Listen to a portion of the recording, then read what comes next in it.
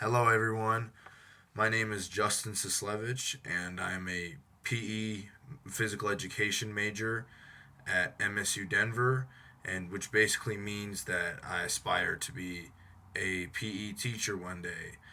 And because I'm aspiring to be a PE teacher, I am responding to this video that I found on the internet called "I Hate Why I Hate PE" by a girl named India. I think she's a high school freshman, and I've written down the questions she has and the concerns she has about PE in my notebook here, and I'm gonna do this in kind of a Q&A format, as you will.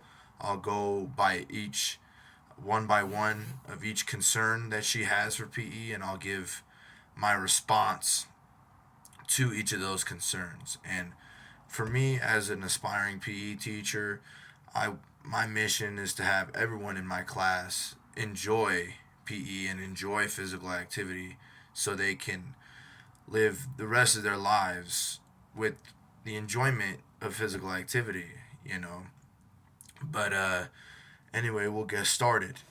So the first question or concern we have is, if I just show up, change out, participate, and try, why is this not enough? And my answer to that is, this is actually the system that a lot of schools use. All you have to do is change out, don't be a pain in the butt, be on time, and try and participate, and that's it. You get an A. That's certainly how things were run in my middle school and high school PE classes.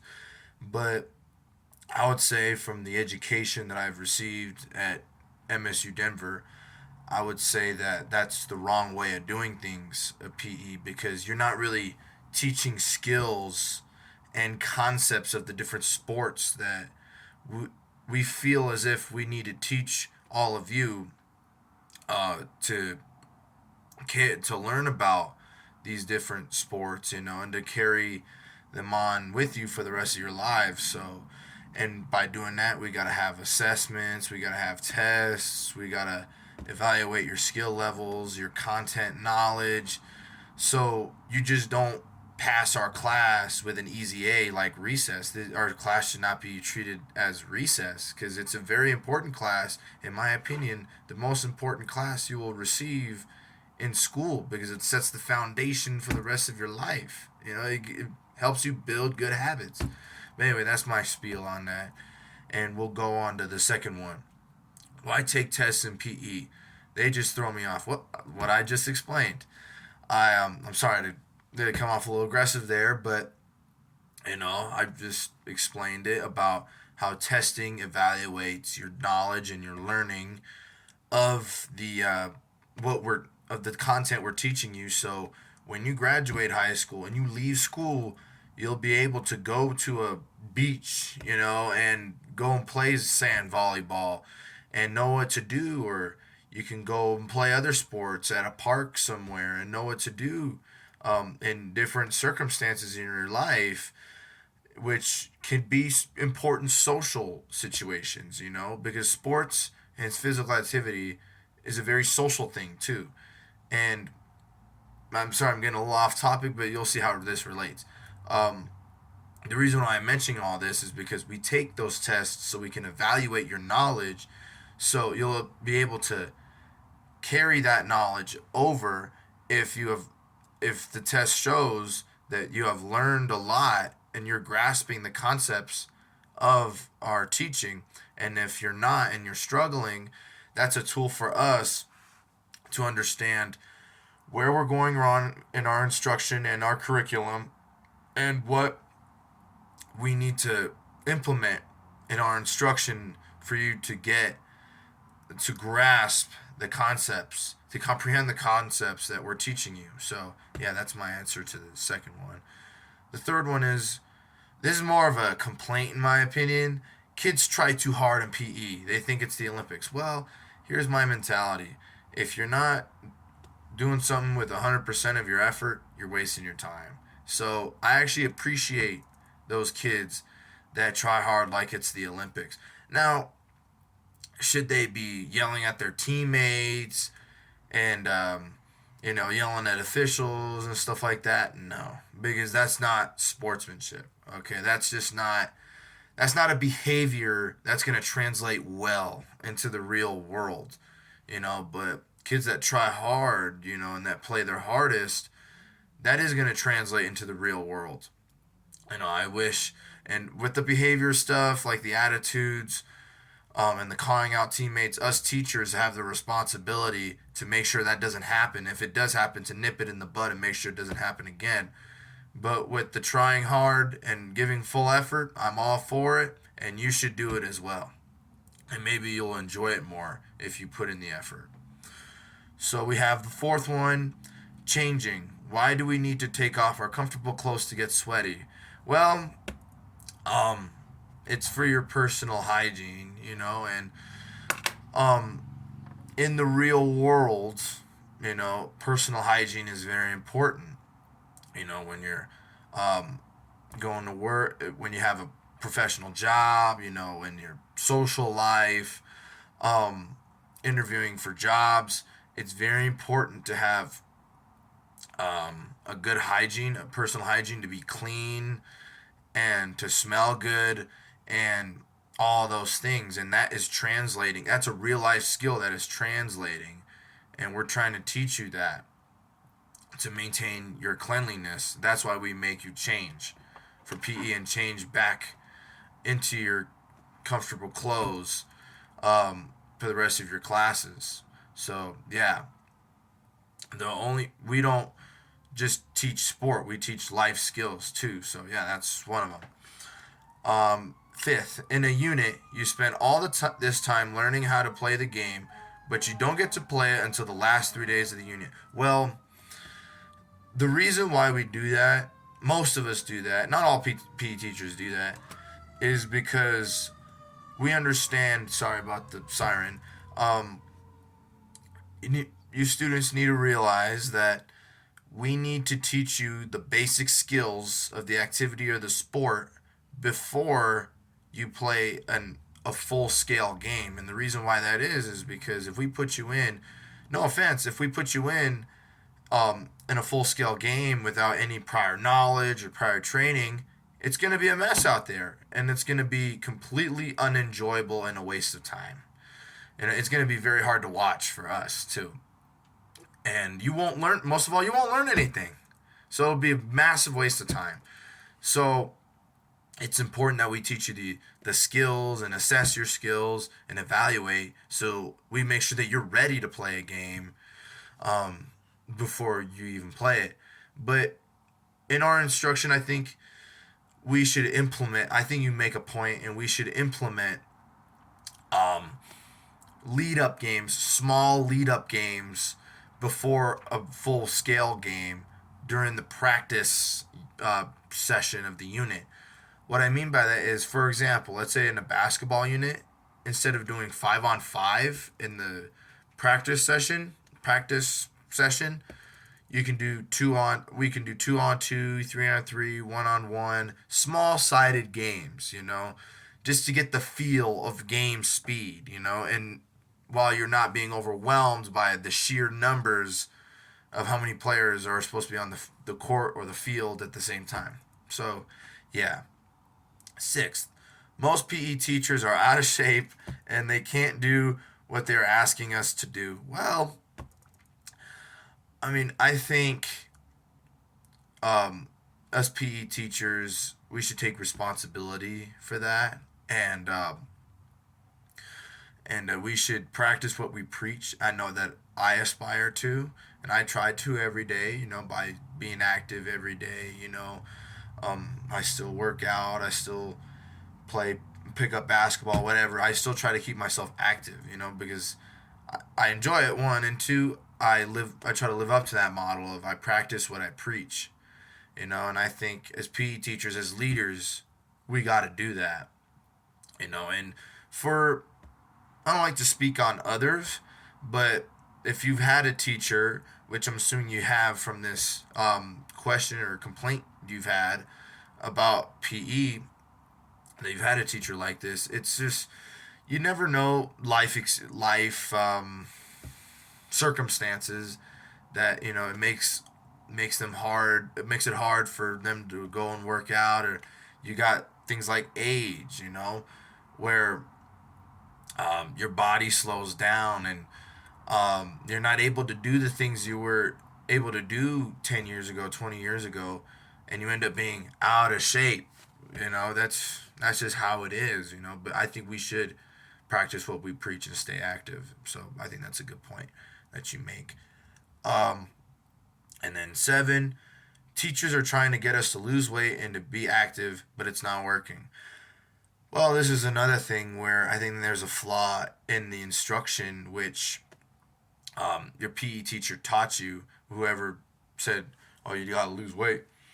Sorry. I think weight is a very complicated subject for students, especially in PE, because people have different goals. You know, like some people want to lose weight by fat, and some people want to gain weight by muscle. Or want to maintain their weight. If they feel as if they are already at the standard of a healthy weight. And it's a different thing for everybody. There's no cookie cutter method for it. Everybody has different needs, everybody has different desires. So yeah, I think the PE instruction should be to teach kids how to live a healthy lifestyle and to maintain a healthy weight. I think that's what it is, whether that's building muscle, building muscular strength, or losing fat. It's the balance of those two. So it shouldn't be just to lose weight. I think that was wrong of your teacher to put that premise on, if that's what he or she did. But yeah, that's my 2 cents on that. How? Oh, one thing I'm gonna say. One more thing I'm gonna say about that. And losing weight or gaining muscular strength or whatever, again, getting a healthy weight, is not just from exercising. It's also from your diet, from your sleep habits, from your stress, that stuff too. So along with exercising, you got to eat right, eat clean, and then avoid sugars, excess salt, excess fat. Focus on the proteins, the lean proteins, the fruits, the vegetables, the whole grains, um, and you got to get your hours of sleep. Teenagers, they're supposed to get at least 8 hours of sleep. You should follow that recommendation. And as you get older, it's 7. So you should follow the recommendation too and keep your stress levels down. By doing a lot of self-help methods with exercise, with doing things that you enjoy, managing your time, and yeah, those are all factors into it as well. And we got to, as PE teachers, got to understand that we got to teach that to students like you. So yeah. And the last one we have is, how does learning to play ultimate frisbee benefit me? Well, it's a good question that you bring up.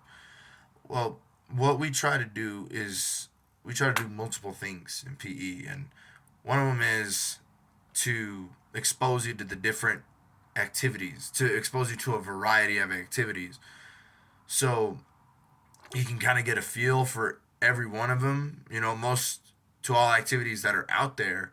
So you can decide out of all of them which ones that you like. Maybe you don't like ultimate frisbee. Maybe somebody else likes in your class likes ultimate frisbee, and they'll use that to be active. So the class is. I'm sorry to sound aggressive here, but the class is not just you. The class is everyone in your class. So yeah, but how does this pertain to you?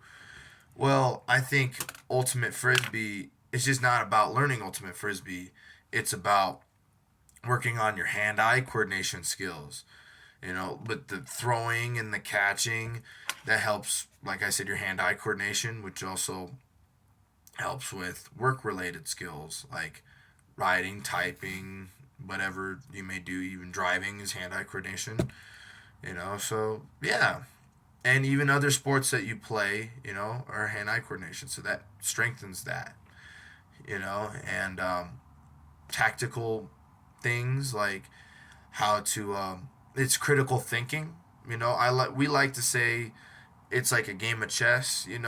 It's like it's an exercise of your, not only just your body but your mind too, of like, how can I, what do I need to do, what do we need to do to win. That's a fun mental exercise, and it sharpens your mind. So yeah, and then obviously there's a couple more things, including physical activity. It makes you physically active. It's a cardiovascular sport, so it's it's very good for you. It's helps you maintain healthy cardiovascular levels, and maintain a active lifestyle. And yeah, and the final thing I would say is a game like Ultimate Frisbee is a team sport, and in the real world, you're gonna need to work in teams. And I think sports in general really helps you to develop those people skills, to how to interact with other people, of different personalities, different cultures, you know, and to accomplish one common goal. And I think the biggest thing from sports is the social thing, and that's what we really emphasize, and we really need to emphasize in PE. You know, that's what the most important thing is in PE. So, yeah, those are my responses to those concerns, and just my final message to India and all those that question the meaning of PE and why we should take it and think that it should be eliminated from schools. I see where you're coming from, but I think that PE plays a more vital part in your life than you may even realize.